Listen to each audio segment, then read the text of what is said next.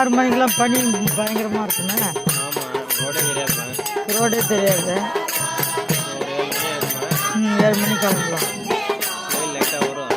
ஆ நான் போய் இந்த ஜனெல்லாம் திறந்தாலும் குளிர் ஜல்லுன்னு ரோடே இப்போ வந்து வரும்போது தியேட்டர்லேயே தான் வந்துருக்காரு. தியேட்டர் எப்படி போகிறதுன்னு சொல்லிக் கொடு.